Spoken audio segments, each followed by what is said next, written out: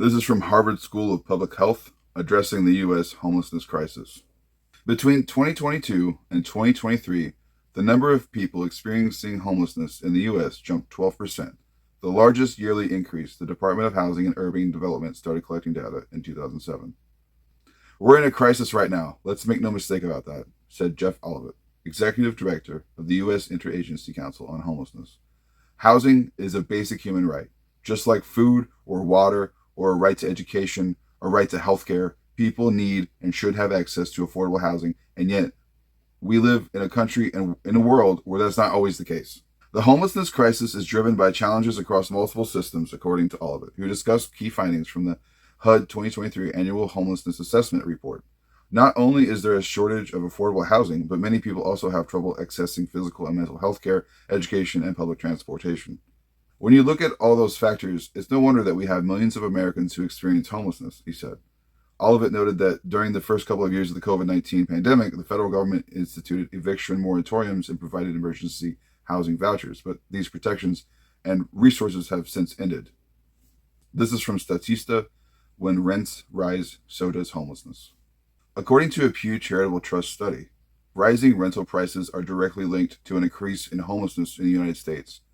The analysts write that while homelessness often has several contributing factors, such as substance use disorder, mental health, weather, the strength of the social safety net, poverty, or economic conditions, none are as impactful as the role of high housing costs.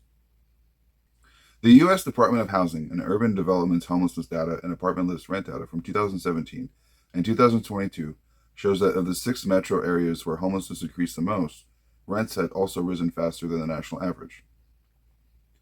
These are Sacramento, Fresno, Raleigh, Phoenix, Austin, and Tucson. Meanwhile, 4 areas that saw declines in homelessness also saw below average increases in their median rents.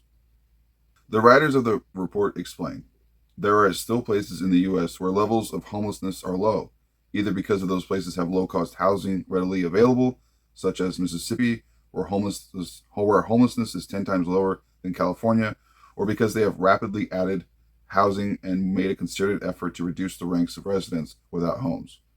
In Houston, the rate of homelessness is 19 times lower than it is in San Francisco, even though Houston's population has grown more than San Francisco's in the past decade. Looking at these markets helps to show how population growth generally does not explain growth in homelessness, except in instances where there is not a sufficient increase in the housing supply. This is from Jacobin. The Supreme Court says cruelty is a solution to homelessness. Last month, the Supreme Court ruled that local governments could punish people for sleeping outside even when they lack adequate options for shelter. It's a cruel decision, one that underlines the need to make housing a human right. Last month, the Supreme Court overturned a ruling by the Ninth Circuit Court of Appeals and granted cities the ability to criminalize homelessness even when shelter is unavailable. The substance of the decision concerns the appropriate application of the Eighth Amendment, whether jail time and fines for people forced to sleep outside constitute excessive bail or fines or cruel and unusual punishment. The court's opinion relies on a comically narrow interpretation of the Constitution. It may seem obvious that levying fees and court costs on people who are forced to sleep outside because they cannot afford housing meets the definition of an excessive fine, but the majority decision is too preoccupied with preserving the ability of local governments to solve their problems with cruelty, even though it's abundantly clear that punitive approaches to homelessness only make the situation worse. An expected outcome of the lower level court decisions, had they been upheld, was that cities would be at least forced to expand shelter options if they wanted to clear the streets of homeless encampments. Now they face no such pressure.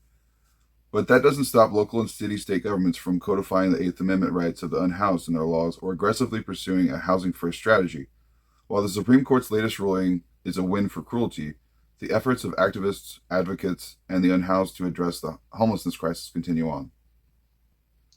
But many states and localities rely on a patchwork network of shelter systems of varying capacities. Because of this, people living on the street often have perfectly legitimate reasons to avoid shelters, many of which cannot accommodate their health needs, force them to manage addiction in dangerous ways, or simply won't accept pets. And that's not to mention when shelter buildings themselves pose serious risks to residents or when shelter staff are abusive. Several cities in Pennsylvania are preparing to remove encampments with no real plan for what comes after.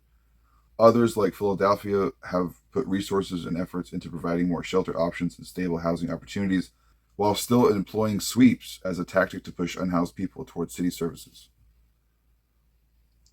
Protecting the rights of the unhoused is, of course, a matter of harm reduction rather than a solution to the problem of homelessness. Yet the harm reduction made possible by the Martin and Grant's past precedents was necessary because real solutions to homelessness tend to lack the necessary political backing. It's much easier for politicians and their real estate owning donors to have the police sweep the problem away while preserving property values by limiting public and high occupancy housing. This politically expedient path has been paved with dehumanizing narratives about the nature of homelessness. These stories cast homelessness as a consequence of personal failings or mental illness, or a condition that is a result of individuals refusing help because of some moral or intellectual deficit. We are told that addressing homelessness by simply putting people in homes would be a waste of taxpayer money. A problem for voters who believe these narratives is that criminalizing homelessness ends up costing taxpayers more than a housing first strategy.